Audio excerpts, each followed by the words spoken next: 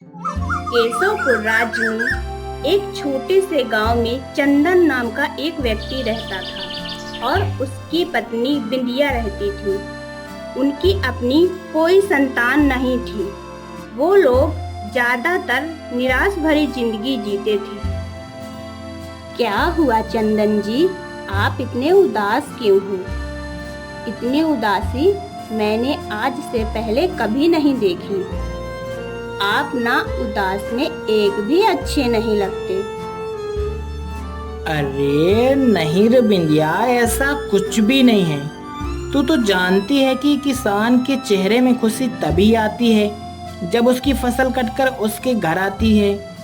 अब तुझे क्या बताऊं कि किसान 6 महीने में खेत की बुआई, निदाई और दवाई का छिड़काव करके और जब फसल की कटाई करे तब उसे उस 6 महीने की मेहनत का फल मिलता है। हाँ जी, आप तो बिल्कुल सही बोल रहे हैं। किसान के जैसा तो धैर्यवान कोई नहीं होता। अरे हाँ बाबा। अरे पगली, मैं भी तो तुझे यही समझा रहा था ना, और तू भी तो बहुत ही जल्द समझ गई। अच्छा ठीक है, अब मैं चलता हूँ खेत की तरफ। हाँ बाबा, आप चले जाइए खेत की तरफ, लेकिन थोड़ा जल्दी से घर आ जाइएगा। आप तो बहुत देर कर देते हो। मुझे अकेले डर सी लगने लगती है।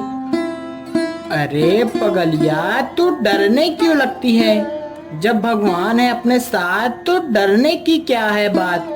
बोलो जय श्री राम। तू तो जानती है ना कि भगवान अपने कभी भक्तों पर संकट नहीं आने देते, समझी ना? बोलो क्या कहती हो? अरे हाँ, मैं भी कितनी भुलक्कड़ हूँ। सब भगवान की माया है। चलो ठीक है, अब मैं चलता हूँ। इतना कहकर वह खेत की तरफ चला जाता है। खेत जाते जाते वह एक मंदिर में खड़ा हो जाता है। अरे खेत में जाने से पहले मंदिर में जाकर अपने प्रभु से दिल की बातें करूंगा। वैसे भी मेरे जीवन में केवल परेशानी है, परेशानी। हाँ। इतना कहकर वह मंदिर के अंदर चला जाता है। अरे बाप रे, यहाँ तो कितनी गंदगी है और चारों तरफ पत्तियां ही पत्तियां फैली हैं। चंदन कुछ देर में मंदिर की सारी पत्तियां साफ कर देता है। हाँ, अब लगता है ना कि भगवान की मंदिर है। लगता है बहुत दिनों से यहाँ कोई भी साफ सफाई करने नहीं आया था। अच्छा भगवान, मुझे तो सिर्फ इस बात का दुख है कि मेरे कोई भी संतान नहीं है। मेरी एक धर्म पत्नी है, परंतु वह मुझसे ज्यादा प्यार भी नहीं करती। अब आप ही ऐसा कोई चमत्कार दिखाओ ताकि हमारा जो दुख है वह कम हो सके। चंदन इस प्रकार भगवान से बातें कर ही रहा था, तभी वहाँ पर एक साधु बाबा आ जाते हैं। क्या हुआ बेटा, तुम इतना उदास क्यों हो? ऐसा क्या हो गया है? अरे कुछ नहीं साधु बाबा। अरे मैं तो अपने भगवान से संतान की भीख मांग रहा था। कई वर्ष हो गए परंतु एक भी संतान नहीं है।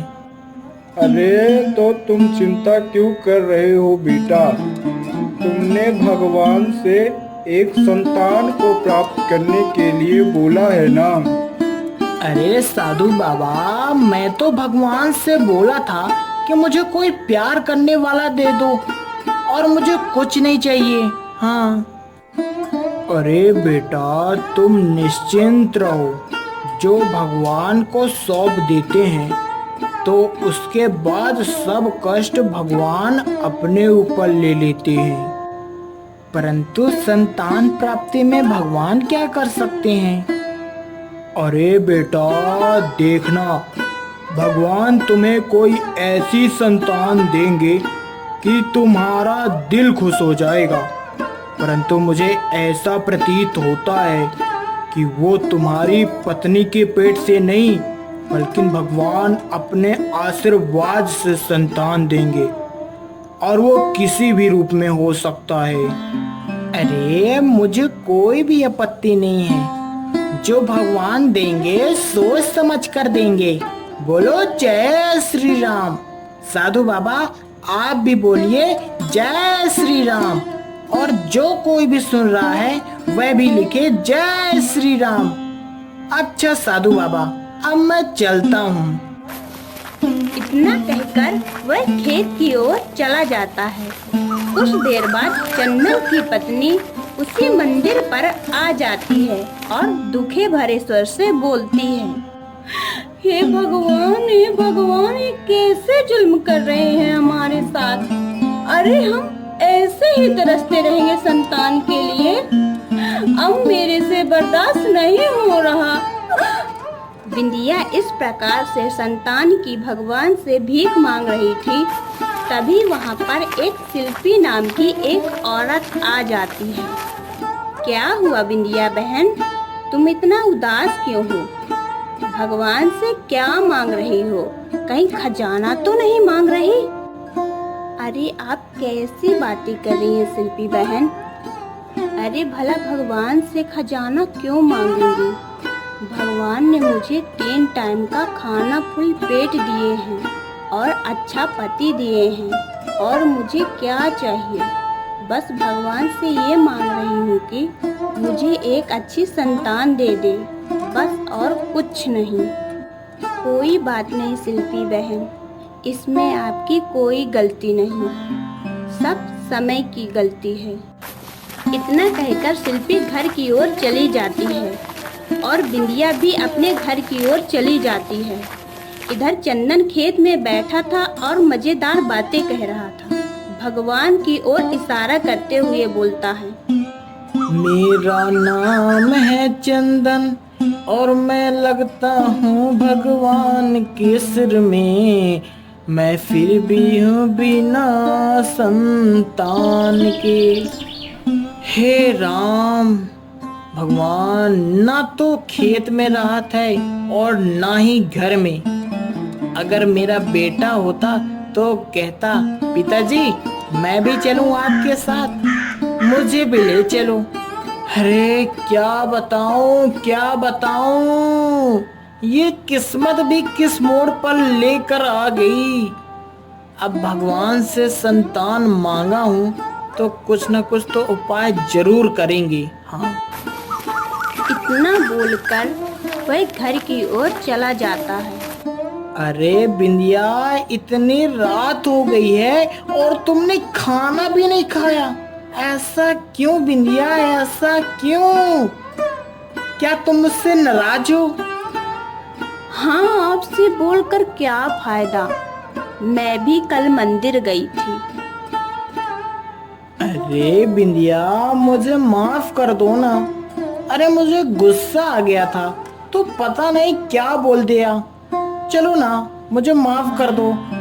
अरे मैं बोलता हूँ ना कि मुझसे गलती हो गई, मुझे माफ कर दो। चलो।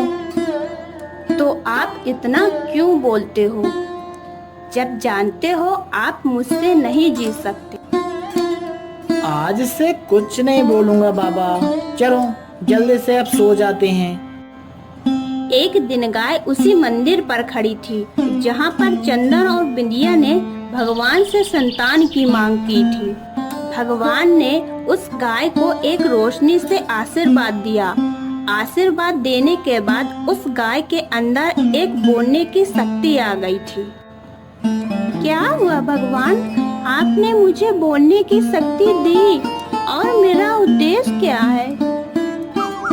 मैंने तुम्हें बोलने वाली शक्ति इसलिए दी है ताकि उन बेचारे चंदन और बिंदिया का दूर दुख कर सको, क्योंकि उसने पिछले जन्म में बहुत ही बुरे कर्म किए हैं और उन्होंने मेरी पूजा और आराधना भी की है। इस कारण से मुझे मजबूरन तुम्हें बोलने वाली शक्ति देना पड़ा। पर मैं कैसे जानूंगी कि चंदन और बिंदिया हैं? तुम्हें जंगल में बीमार होकर चंदन की परीक्षा लेनी होगी ताकि उससे यह साबित हो सके कि चंदन तुमसे प्यार करेगा कि नहीं। ठीक है, अगर आप मुझे किसी की मदद करने के लिए भेजते हैं तो मैं जरूर मदद करूंगी।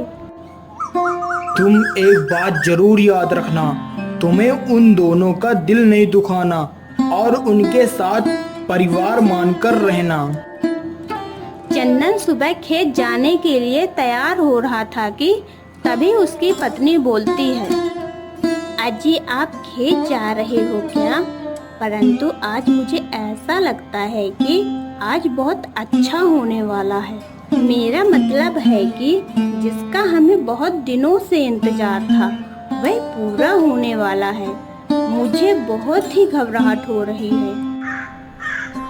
पर मुझे तो ऐसा कुछ भी एहसास नहीं हो रहा कि कुछ अच्छा होने वाला है। चलो, अगर तुम्हें एहसास भी हो रहा है तो हो सकता है भगवान का कोई इशारा हो। हाँ, आपने बिल्कुल सही बोला, शायद कुछ ऐसा ही हो। इतना बोलकर वह खेत की तरफ चला जाता है। ला ला ला ला ला ला ला ला ला ला ला ला ला ला ला ला ला। वह जंगल से गुजर रहा था और साधु बाबा भी तपस्या कर रहे थे। कहाँ जा रहे हो बेटा? आज मंदिर नहीं गए क्या? बाबा, मैं मंदिर से होकर ही आया हूँ और मैं अपने खेत की तरफ जा रहा हूँ। आप यहाँ जंगल में क्या कर रहे हैं? वो मैं जंगल में तपस्या कर रहा हूँ क्योंकि जंगल में बहुत ही शांति रहती है। ये बात भी आपने सही कहा, जंगल जैसी शांति और तपस्या करने जैसा आहा क्या आनंद है।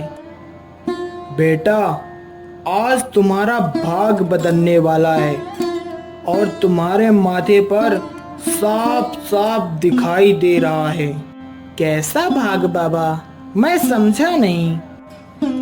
आज तुम्हें ऐसा उपहार मिलने वाला है जिसका तुम्हें बेसब्री से इंतजार था और मैं वो नहीं बता सकता हूँ। अरे, आप भी कैसे बातें कर रहे हो साधु बाबा? और वो मेरी पत्नी भी ऐसे बोल रही थी।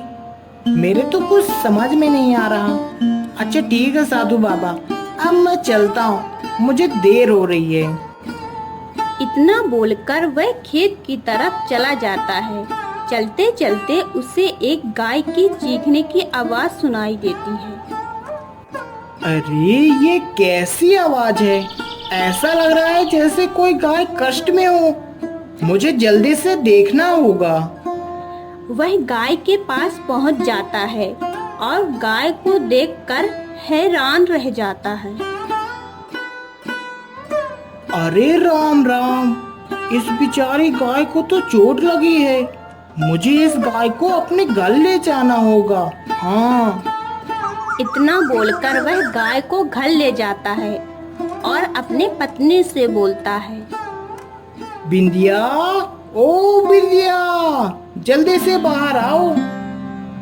क्या हुआ जी? आप क्यों चिल्ला रहे हो? और ये गाय को क्या हुआ? अरे, सवाल जवाब मत पूछो, पहले जल्दी जाओ और हल्दी का लेप ले आओ। जल्दी से इसे लगाना होगा। इतना बोलकर वह हल्दी का लेप लगा देती है और कुछ दिनों बाद वह ठीक हो जाती है। चंदन बिंदिया दोनों गाय के पास खड़े थे। तभी गाय बोलती है, चंदन और बिंदिया, आप दोनों बहुत ही अच्छे हो। आप दोनों ने मेरी बहुत ही अच्छी तरह से देखभाल की है। अरे, ये तो हमारी जिम्मेदारी है। अगर कोई बीमार पड़ा है तो उसकी सेवा तो कर ही सकते हैं ना। तुमने मेरे घाव को ठीक किया है, उसके बदले में तुम मेरा दूध बेच आया करो ताकि तुम्हारे घर में पैसों की परेशानी है अब से ठीक हो जाएगी। अरे, ये तो बढ़िया है। ठीक है ना बिंदिया, देखो कितना प्यार करती है ये गाय। ऐसा लगता है जैसी हमारी संतान हो। हाँ, आज से मैं आपके परिवार का हिस्सा हूँ। वो दोनों बहुत ही ज्यादा खुश हो जाते हैं। और गाय को हरा चारा डालते हैं और गाय मीठा मीठा दूध देती है और चंदन उस दूध को गांव में जाकर बेचता है।